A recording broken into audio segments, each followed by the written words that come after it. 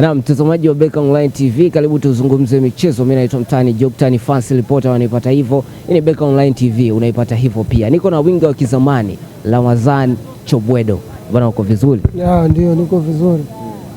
Bwana, tunaelekea mwishoni mwa ligi na mpaka sasa hivi umekuwa na performance bora sana. Tunazungumza mchango wa magoli 6 mpaka sasa.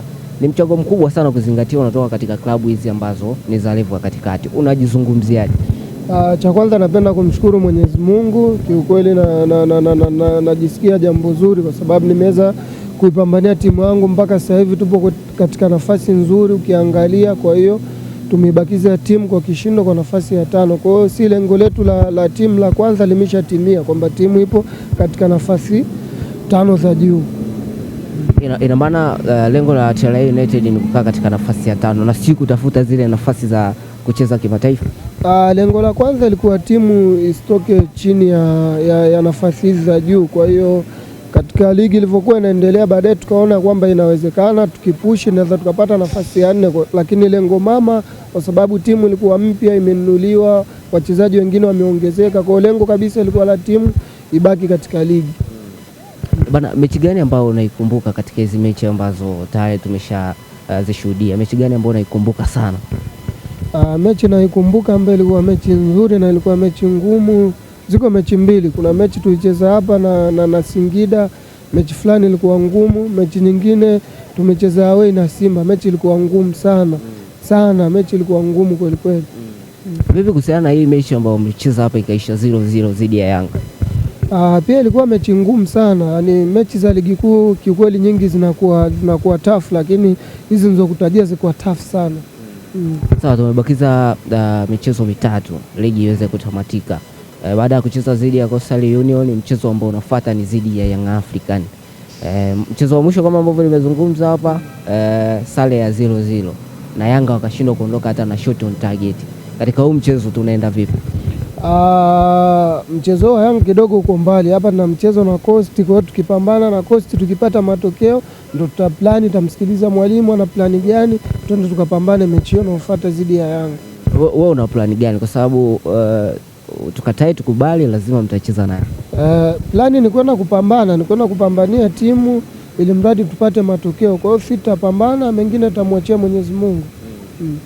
Sawa, bwana, zimebaki mechi 3 kuelekea mwishoni mwa ligi. Sasa hivi tetesi za usajili ni nyingi sana.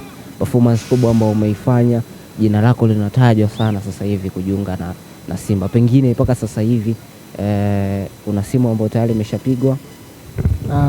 Simu hazijapigwa, lakini labda ligi ikiwa imeisha ndo tutajua mwafaka zaidi, kwa sababu ligi ikiisha kidogo mambo yanakuwa, ligi imeisha kuna utulivu, kwa mambo usajili yanafanyika vizuri. Kwa hiyo ngoja ligi ikiisha taona, lakini mpaka sasa hivi mimi bado mchezaji wa TRA na mkataba na TRA. Lakini unatamani kumove kwa msimu unaokuja kutoka timu? Ikitokea una move, isipotokea kupata bahati ya kusajiliwa pia utaendelea kubaki ili upambane. Sawa, nitajie kikosi chako bora kwa msimu 2025-26 kuanzia goalkeeper mpaka forward. Kikosi bora cha kwangu, golini tampa Manome, fullback namba 2 tampa Isaac, fullback namba 3 nitampa Noma, 4 na 5 tampa Shamu, tampa na Kombo. Namba 7 tampa Edinado. Namba 6 tampa nani Akaminko. Namba 8 tampa Mudasiri. Namba 9 tampa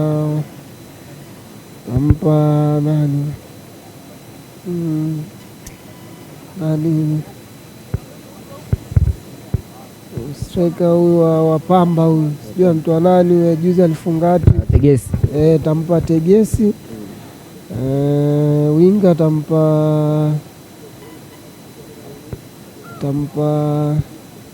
tampa Gomez. Namba 10 tampa Chama.